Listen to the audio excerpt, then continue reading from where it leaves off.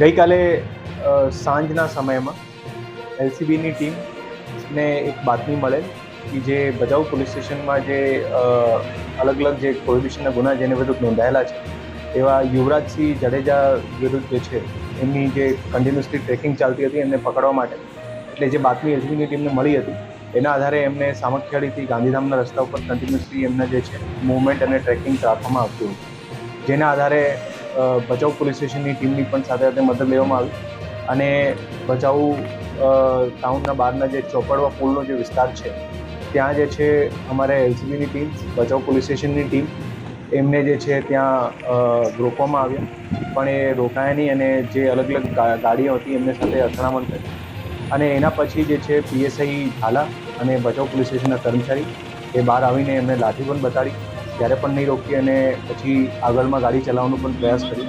એટલે એમને રોકવા માટે ત્યાં આટલા બધા પ્રયાસ કર્યા છતાંય નહીં રોકી, એટલે ત્યાં એમના આગળના જે છે ભાગ ઉપર એક રાઉન્ડ ફાયર કરવામાં આવ્યો નીચેમાં અને પછી જ્યારે રોક્યો ત્યારે એમને પકડવામાં આવ્યું છે.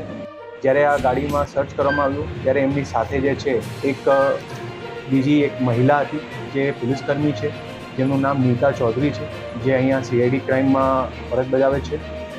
અને ગાડી જ્યારે સર્ચ કરવામાં આવી ત્યારે અલગ અલગ જે છે એમાં બિયર્સના ટીમ પણ હતા, જેના લીધે પોલીસ દ્વારા પ્રોહિબિશન એક્ટ હેઠળ ગુનો દાખલ કરવામાં આવ્યો છે, જેમાં બંને આરોપી છે.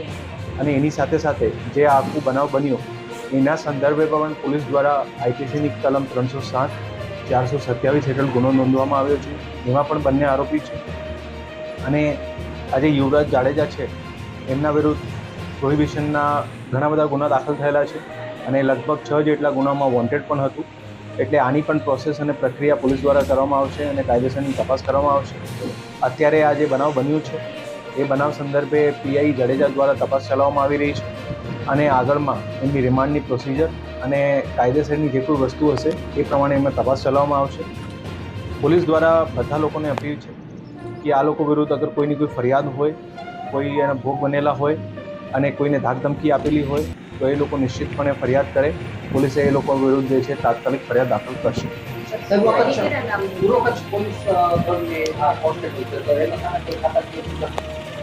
એ સીઆઈડી ક્રાઇમમાં ફરજ બજાવે છે, એટલે આ અમારી જિલ્લા યુનિટની ટીમ.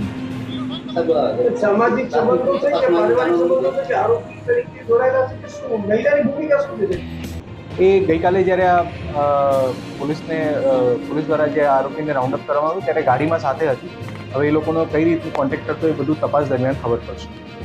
એને કીધેલા હતા એવી વાત આવી નહીં.